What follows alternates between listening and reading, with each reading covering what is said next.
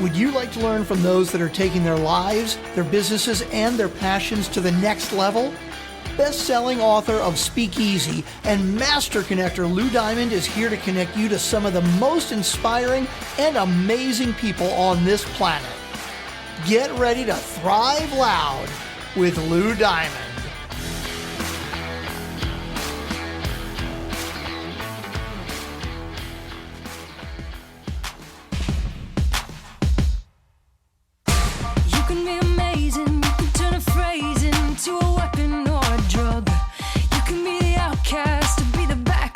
Somebody's lack of love,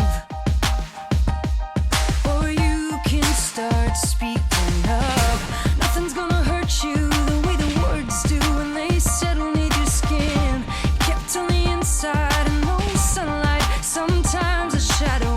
Welcome everyone to another spectacular, absolutely fantabulous episode of Thrive Loud with Lou Diamond, connecting you to the most inspiring and amazing people that are thriving each and every day. I'm your host, Lou Diamond. Today on Thrive Loud, we have a leadership advisor and collaboration specialist. She trains devoted leaders to thrive during the disruptions of this ever-changing professional world we live in. She has worked on presidential, gubernatorial campaigns and has worked in New York City's mayor's office. She's the mother of two amazing young men. She's one of my favorite people in the entire world and always warms my heart whenever I see her. Thrive Loud listeners, Jeanne Stafford. Oh, Diamond, you warmed my heart. That was beautiful. Thank you very much. The feeling is mutual. We are here for a couple of reasons. One, both of us no longer are currently residing in New York City, but we're constantly back and forth here because we have so many connections here. And we decided to record this episode in person when both of us were in town. And we're at a cool place, which is kind of like a speakeasy. Let's give a shout out to the Dean, New York City, which is where we're recording this. Thank you, Jackie Botelho, one of our amazing Thrive Loud guests, who's got all events around New York City, who told us about this incredible place. And here we are in a very fun spot. And I got to hang out with my friend Jeanne here. So reason one is we're here back in New York City celebrating. Reason two, a long, long time ago, episode 85 in Thrive Loud, a certain guest, as we were approaching the 100th episode, made a comment, you're not going to get to 100 episodes, you're going to get to 1,000 episodes. That woman right here, Jeanne Stafford, predicted that, and here we are right now celebrating that on the 1,000th episode of Thrive Loud. Thank you so much for that, and thank you for being here. You are so welcome. I believe in you, Lou. I believe in you. You still believe in me. And a lot of people do. Okay. A lot of people do. And congratulations on this incredible feat. I ask one favor on this episode. Please do not make any predictions for my 10,000th episode because I don't know if that's going to happen. You will get to 5,000. Oh, no. So I want to catch up with you because that's what we love doing on this show. A lot has changed in your world and where things were. I read the intro of what you're up to these days. But I want our listeners to kind of be brought up to speed. Can you bring everybody up to speed? Because the work that you do is so important, but I think it comes better when you explain exactly how you have transitioned and focused on this specific problem-solving thing that you love to do. Well, I love to do it because I spent almost 2 decades in the political space. As you mentioned, you know, when you're in the presence of presidents running for president of the United States of America, when you are in the presence of people running for state government, and when you have the great fortune of working with people in government locally, something changes inside of you. You have information that the world needs to know, and we live in a volatile, disruptive environment that actually woven throughout this volatile, destructive environment is unbelievable opportunity and cause for optimism. And I know from that time I spent in that space that the most successful people were the ones who were devoted to a particular cause, something they were living in the name of, and they were not distracted. And I really now enjoy very much the opportunity to coach people on this idea of the devotion factor and the opportunity we have to speed up progress at a time we really need it. I love this because you've always had an eye for leadership, and I guess throughout the years, people look to you not only as a coach, but someone to guide them with the right direction, because everyone in business is dealing with lots of problems, and you have a range of organizations that you work with. Before we talk about the types of groups that you're working with, what's the most common problem that you're seeing today that you're helping people solve? It's distraction. Mm-hmm. And the amount of time people spend in that distraction and devote time to it, that really is a shame. And that because we spend so much time on things that keep us from our focus, we know very little about ourselves. Yeah. And that's happening increasingly. So I love working with people who have an opportunity to share a safe space with me, where I enjoy facilitating a conversation with them that's already in their head. And that's really the next stage for all of us who are bringing the sum of events that we've lived through, like you. When you can call that, when you can give it a rich reference, you speak more freely in the world, and you collaborate with some pretty cool people too. Do they know that they're distracted? The people that you're working with distraction being the biggest problem, do they know that they actually are being distracted? Well, what happens is people know they want something, and they can't understand why they haven't had it yet. Okay. And the first thing I have the great pleasure, and I will say pleasure, of listening to, because it's the same all the time, are the list of people who are getting things wrong, who are keeping them from getting where they want to go. So there are people in our lives at work and at home who are the problem, right? Yeah. And no one in my home. I want to make that clear. There are no problems in my home. Okay. Just making that clear. And at work, everything will be better when this guy's gone. You're right. Everything will be better when this woman learns how to do her work. Yeah. And it's not that. It's like focusing on this object right here to make it happen in order for this thing over here to grow. And I love letting people see. It's ironic. I'm looking at the dean, and there's this beautiful garden in front of us. And the idea that there's so much you can grow on your own when you're devoted to this image of what you want to be for, A long time ago, you can go listen to this episode 85, I said it was, when Jeanne was on the show. You would have learned that she worked in New York talk about the ultimate crisis, when we were here during 9/11, and was right there in Giuliani's team and helping to get New York back and up and running. And you've dealt with levels of stress. And over the years, you've transformed that stuff as you've gotten out of politics and realized how to balance that. Yeah. Which means you have a huge perspective, just thinking about the people you work with. Is perspective something that the leaders you work with have a good balance? How do you help them get the perspective, whether they, to know what they have to prioritize on to get to that next level? Yeah.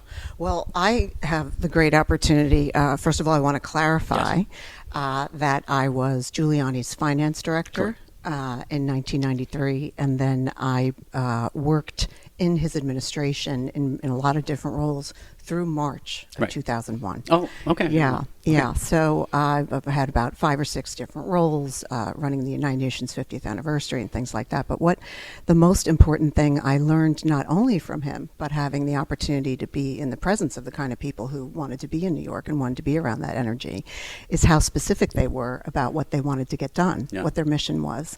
And so anybody who has the great fortune of working around someone like that is keeping the dial of the compass on that event, on that outcome. Because when you work in a campaign and when you work in government, there's a lot of people who want to trip you up. And this is happening now in corporate. Some leaders have to, everybody's got their work to do, and then suddenly something happens out in the stratosphere and social media, or someone does something, and then suddenly everybody has to react. Right. What I saw in the world I was in was a very straight ship that always had a plan. And the plan in New York was how are we in service to the people of the city of New York. And that was a phrase that was said over and over and over again. And even leaders who came to visit, or leaders collaborated with us, or sister cities through the United Nations, it was, how can we work with the people of the city of New York and help them thrive? This is why she's on the show. And now you're helping other people do this in their businesses, which I think is great. And I love asking people who help provide the guidance. Like there's different stages of working with your clients that you may enjoy more often than not. There's kind of like the discovery piece where you're understanding what is the situation at hand. Yes. Then there's trying to figure out what kind of like the superpowers of the people you're working with are, and then you're seeing them put it into play and impact to see the results. All of this. I always love her reaction. She's always she's and very sighing all the time. What I love about this question is I don't know the answer. Which of those different phases do you enjoy most in working with the people that you work with? Oh, when they realize it was about them the whole time. It's a Dorothy, click your red slippers together moment, that it had nothing to do with who caused that ruckus. It had nothing to do with so-and-so's going to mess with your non-compete. It had nothing to do with this guy's going to be very unhappy when you leave and start your own wealth management firm. Right. This individual's going to be upset when you start meeting with VCs to reinvent the healthcare system you work on together. I mean, when people realize that they're in that kind of a position, holding that kind of authority with that kind of fearlessness, that's the secret sauce. That's the fun part. Did anyone hear me? I did the sound I was watching on the camera and whatever. I heard it, Lou. I heard it. Okay, Yeah. so a long time ago, we met, and I think this is actually kind of cool because you talked about service, and the two of us, we've had many guests on this program over the years who have been our professional speakers, thought leaders, innovative people like ourselves, who helped it. We're trying to change the world in some form or fashion, little pieces of it. And I did not know that I wanted to be in that community at that time. But you were one of the first people I met. I want to reenact that story when we first met. Do you remember a little bit more of that? I think we were in a hallway. We were in a hallway. Yes. You were asked to hand out some kind of flyers. I was or asked something. to volunteer and hand out flyers. Yes. You came right up and Yes. came over to me, and I looked, and there was the smile that you see right here. And I said, oh, my God, there's like really cool and smart people here, too. So like, not just cool, dynamic people who looked on stage, but really brilliant. And I also had the good fortune in that same organization to actually serve under Jeanne, who used to be the leader of that organization. With. I was serving under. I want to make it clear. She asked me to do something. She one time that when she was being honored to take this position, I have this picture, which if you know the one I'm talking about, we were in a place downtown, and she went around all the people who have helped her get to that particular position, and it was a with. She does think that way, and she put her hands on me, and she goes, we had a technology issue, and we couldn't get all the equipment to work, and I went to you, Lou, and I go, I knew that you would figure out how to get this whole thing to work within the minutes that we needed to, and somehow I did, by the way. I probably got help too. We just experienced that, by the way, setting up the stage here over here in our little thing. We had some jerry-rigged. What a job We've got done. cameras on prime boxes over here, and the high-tech bits of putting stuff together. No one needs to know, Lou. I think it Yeah. actually is good to let them Yeah. know a little bit.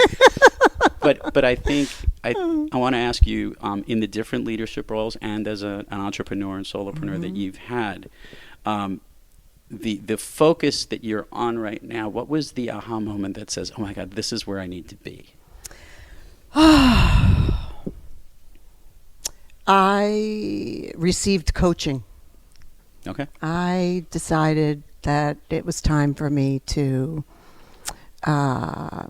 be able to connect with a past that I was holding conversations around, that someone would tell me why I couldn't talk about that. And there's a secret sauce I had. There was something I knew. There was something that I was burying. And I knew it was time for me to talk about what I knew to be true about getting big things done. It sounds like a generic statement, but again, we live in a time with there's so much technology for us to be doing extraordinary things really quickly, and that I know how to show people how to get there. Yeah. And I was in the beginning of coaching years ago. When I started coaching, I realized how much people were telling me about their problems, and I decided to give those problems a name, and the name was distraction. And when I developed this forum I work with my clients on now, and in speaking, it's called the Devotion Factor Forum, because devotion factor is what you're going for, and you build that, and you work on that. And I also want to give grace to distraction. So I know it helps people, this aha moment I discovered, which was very difficult for me to talk about distraction, because I would be like, don't pay any attention to that, stop talking about that. But that was not working. It was not helping people. So distraction comes in three categories: doer distraction, development distraction, and destructive distraction. And my clients learn not to be professionals in which distraction they fall into, but to salute themselves every single time they capture themselves in one of those moments, and then to bring themselves back to devotion. And I love talking about devotion and that idea of having complete and utter immeasurable faith in ourselves. Wow, I just got woo-wooed there. That's a little chilled. I love it. This is why we're having Jeanne on the show. I want to do a little bit. I want to do a quick admin piece. Share with the listeners and viewers where they could find you, every place social, wherever things are, and things that are coming up in your world this summer. Well, you can find me at JeanneMStafford.com. JeanneMStafford.com, and I'm everywhere on Instagram, and I also invite anybody who's listening to join me for a complimentary devotion factor the last Wednesday of every month, all the time. It's an hour at 12 p.m. They can go on my website and sign up for it, and they can experience a real kind of refreshing workshop on how to take some action and implement some of these steps in their own life to speed up their own value generating and progress in their life. Love it. Yeah. We're going to do something you didn't do the first time you were on the Thrive I'm Loud so excited, episode. Lou. This will be fun. We do a speed round here on Thrive Loud where I did ask you way back in the day what your favorite movie was. We don't need to revisit that. Even though I don't even remember what it was. We'd have to go listen. Listeners go in and go check listen. it out. Go listen. But I'm going to ask you something, and we call it basically, very fittingly, as we are here in kind of a speakeasy, the Speakeasy Pub Crawl. Okay. I basically go down Fun Street, all the fun stops along the way that are all important things to you. So every one of those things will be an answer just from you, and you'll be able to do well with this, I think. Okay. Of late, a song that you've been listening to or one that pumps you up? Ooh, oh my gosh, I love music. Oh boy. Oh gosh. This is literally something from Sarah Bareilles is coming to my head. Some sort of something from Waitress. Okay. Yeah. That I don't was know a good what the show. name of the song is, but that was really good. Real power song, whatever that song is. It's Note to my producers, we have to figure out what Yes. song that is. Okay. A favorite food that's not a dessert? Favorite food that's not a dessert? Brussels sprouts. Favorite dessert? Favorite desserts? Well, that's hard. It's like music, so many. Coffee ice cream with just coffee ice cream. Haagen-Dazs One time when I was a coffee little ice kid, cream. I took coffee ice cream and it kept me up all night. I had no idea what caffeine was about. That's hilarious. Yeah, it's a little bit embarrassing, actually. Yeah. More to my parents that they actually gave me coffee ice cream at like 4. Okay. Yeah. An activity you wish you did more of?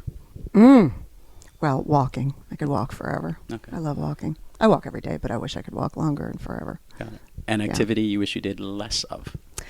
Ooh. Oh, gosh. Worrying. No. I think that's like the number one answer on Is the it? show. It Is definitely it? is. A lot of Yeah. people are worrying, which Yeah. is weird because I guess we all are. That shows that they care. That's another part that I like. So. Yes, I don't do much of it anymore, but if I could just get it all the way down to almost zero, that would be kind of cool. A relatively new activity that's new to you, Okay. that you've recently tried, that you like so much you want to tell everybody else to try. Red light therapy. Oh, and what is that? Oh, I don't really understand it. I can just say, if you Google it, there's not a bad thing out about it yet. So I hope it's okay, but I'm doing it and I love it and I feel good when I do it. So it's supposed to help collagen and heart and happiness. Google it. I'm gonna look it up. Yeah. I may do it before we leave here. Yeah. If I could snap my fingers and you could be anywhere in the world, where are you? Oh gosh, Ireland, where I haven't been yet. Ireland. Yes. Oh, your Irishness coming I out. know. You've never been? I know, I'm admitting it here on the 1,000th On the 1,000th episode of Thrive Loud, we just learned this. By the way, by the 5,000th episode, you better get over there. It's on the list. Jeanne M. Stafford. Truly honored you're here. We want to give another shout out to Ramon Ray, who put on an amazing event that we were just at yesterday, which is where we recorded this, even though you're now watching this in June, so it took place in April. Yeah. But all that being said, thank you so much for being here. Thank you for believing in me, and thank you for doing what you're doing now. Such important stuff you're doing out there. You are a gem, Lou. It's my pleasure. Thank you. She got the whole diamond thing there, Jem. To all our listeners out there, keep moving onward and upward, and remember, be brief, be bright, be gone. So let me get this straight. You heard the last episode, right? And you came back to listen to another? Let's be honest. Somebody here has a problem. Welcome back to the very special episode of Thrive Loud, our 1,000th episode here in New York City at the Dean. Again, thank you, courtesy to Jackie Botelho, for getting us here on this very special venue. But I am with a really cool person. This individual, this one right here, is the co-host of the Cornell Thank You podcast. But before we begin, it's more appropriate if I say she's a woman with an amazing attitude who co-hosts a podcast with an ever-rising altitude about amazing Cornell alums with gratitude. Oh, that was impressive. For those who need to know why I did this little rhyme at the opening, That was good. Michelle and her partners, who before they start every episode give a little bit of alliteration or rooming on her amazing show, the Cornell Thank You podcast. Yeah. And we have Michelle here because part of the special celebration we're doing here for Thrive Loud of 1,000 episodes is that people have been on my show and then have gone on to do their own show because they had so much fun and obviously loving being on podcasts, and they started their own podcast, but somebody did one in the coolest way I've ever heard. So we're going to do a little rewind to bring it up because Michelle and her amazing co-host partner, Stephanie Gitlin, who's not here, but she's like chilling out in Florida, missing New York right now, just being clear. Yeah. You want to give us a little bit of an update as to where we've been since the last time you were on the show? Your show continues to just kick it up. And how many episodes are we up to now? Thank you. At the I time? think we're approaching 200 episodes. 200 Yeah, episodes. we And do you one only a week. started, and you haven't only started 2.5 years ago. Okay. Yeah. So I can't do the math, but it's one a week for the last 2.5 or so years. Yeah. The idea is what I want to share with everybody is how it came to be that you wanted to do the podcast. Why we started it. Yeah. Okay. Well, outside of the fact that we were inspired by your podcast, which was great. Lou, as you know, is interviewing interesting people all the time, elevating them. And we were looking to do something. We didn't know what. I said to Stephanie one day, do you want to do a podcast? And she said, yes. What about? And I said, I have no idea. But we had Cornell in common. We loved it. We feel grateful for it all the time. And so we decided we have lots to say about Cornell. So we started out just trying to entertain our sorority sisters through COVID. And each of them is quietly, unbelievably impressive. But after episode 3, Steph said, we got to branch out. So Lou is episode 4. Oh, my goodness. Yeah. That was the branching out. It was the branching out. Yeah. And we learned a lot Yeah. in that episode. And after the episode, he gave us great feedback. And then from there, it's just been word of mouth. We've had authors and actors and politicians and weather forecasters. It's just been the most amazing. And then friends who are doing great things. I'll also add that she has gotten current students who are still at Cornell. Right. An amazing episode back in October of 23 when everything was going a little bit crazy on campus and a really good perspective. University officials, deans on the program. Yes, we had Dean Rachel. Yeah, from the Dean of Community College. Highlight. And by the way, at this particular point, I am now talking to an award-winning podcaster. Obviously, she's got an amazing you. podcast, but she Thank also was just honored at Cornell as well. Yeah, You wanna yeah. tell people about it. Super excited. It's the Helen Bull Vandervoort Award for an alum who has created a sense of community or elevated the community of human ecology. And one of the unbelievably coincidental but makes me very happy outcome of this podcast is people in human ecology are doing great things. Yeah. So we've had a number of them on, and it's just been a great way to connect them and connect with them. I credit human ecology for really all the good things in my life. So Conversations.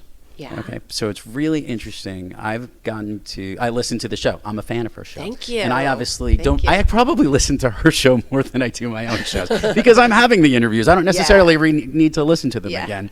But I will go back and I will hear her episode. It's on feed and it's really fun, and that's where I did this little rhyme in the beginning.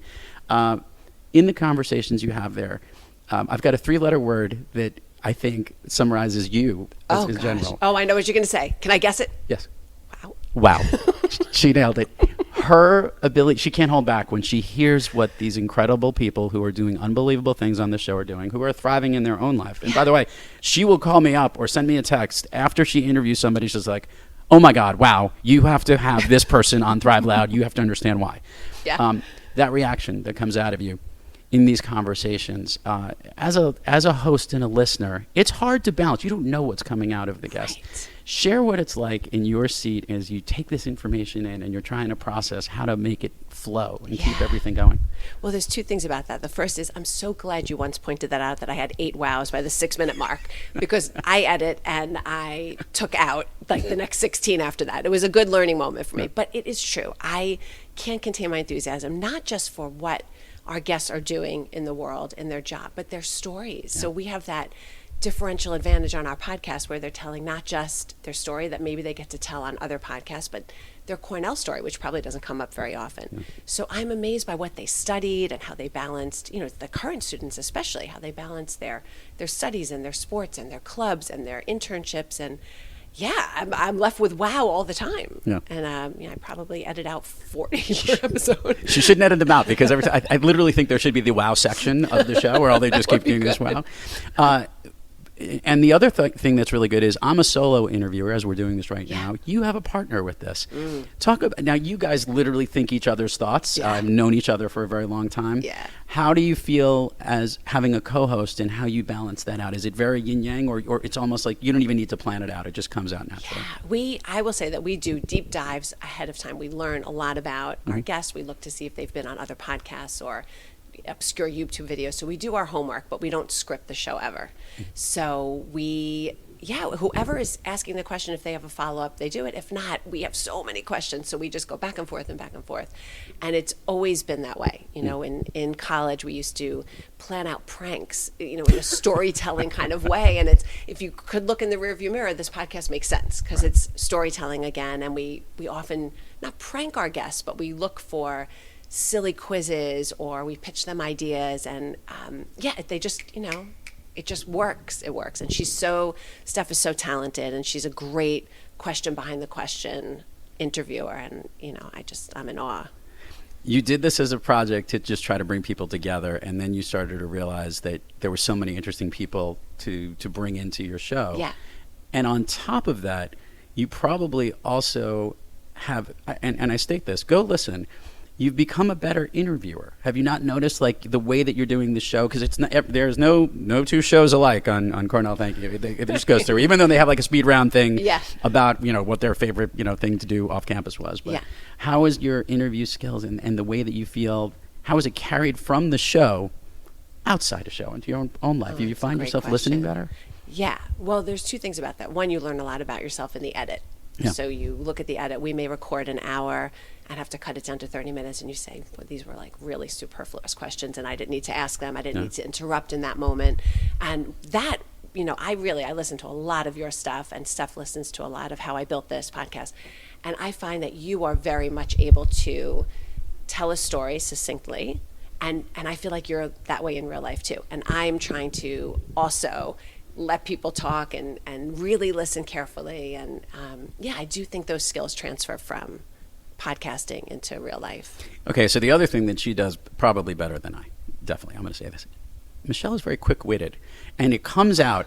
And here's the thing, like, I'm only knowing, is she interjecting it in the editing or is it really happening in the moment? But it is really happening in the moment. It's always happening in the moment. Very fast reactions, like you'll ask a certain question and so quickly jump on that.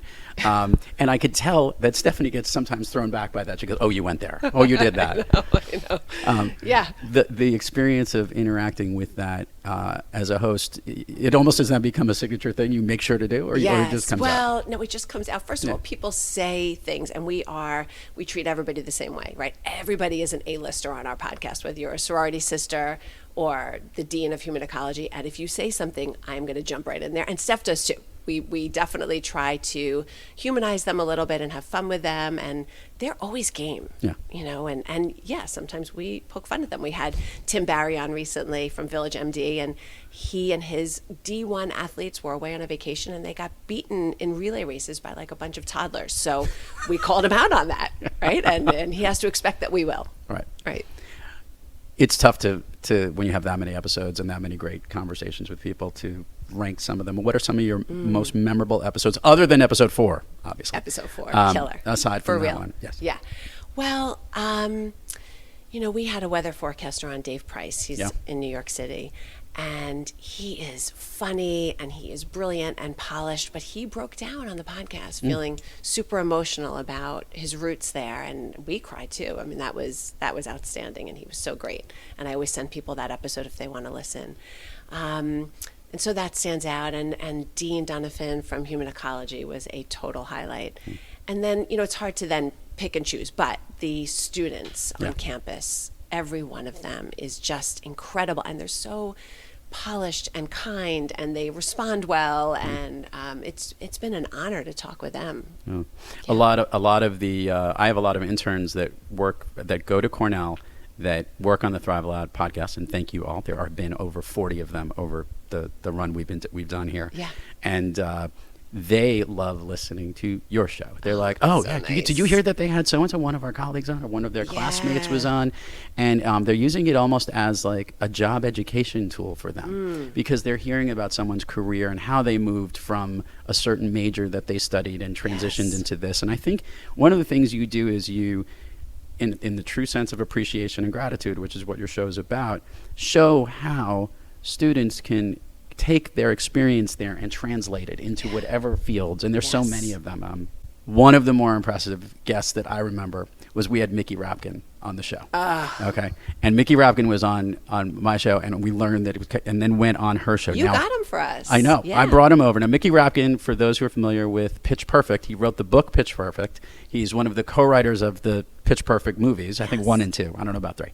And he was awesome. And he went to Cornell, and I then took him and said, you got to get him on the show. You had him on the show, and that interview was so much better. I remember I listened to it because he went into all the details of all the things, because he was in some of the a cappella singing groups at Cornell, and that's where you learn where the stories came from. Your experience in that interview, because you were wowing a lot.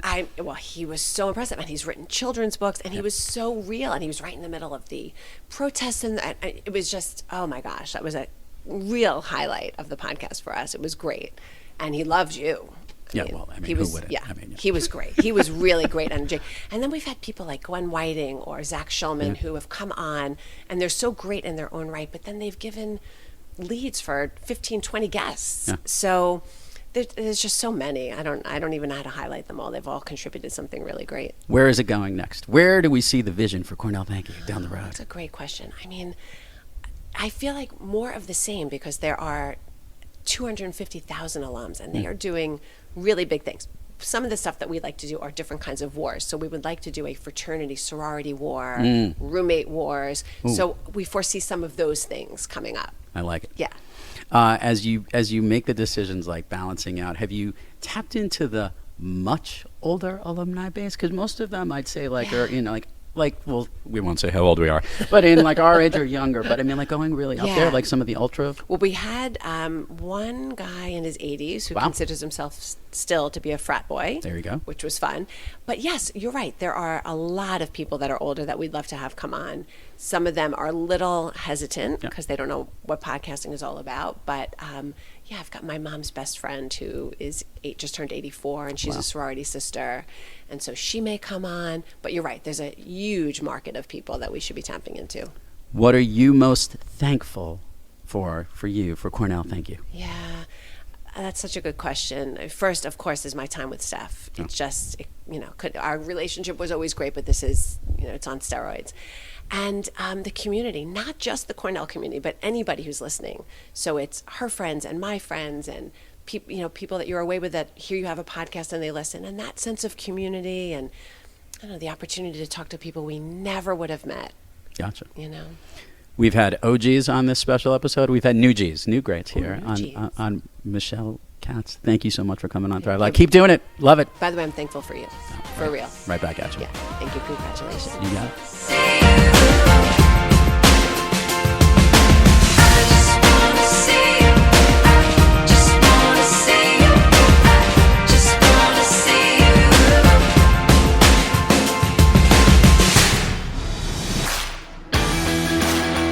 You've been listening to Thrive Loud with your host, LouD Diamond. Check us out on the web at thriveloud.com and follow us on Instagram, LinkedIn, Twitter, and Facebook at Thrive Loud. And check us out on the Good Pods app at Thrive Loud, where you can follow, listen, and connect directly to Lou and all of the Thrive Loud episodes. Thanks for listening.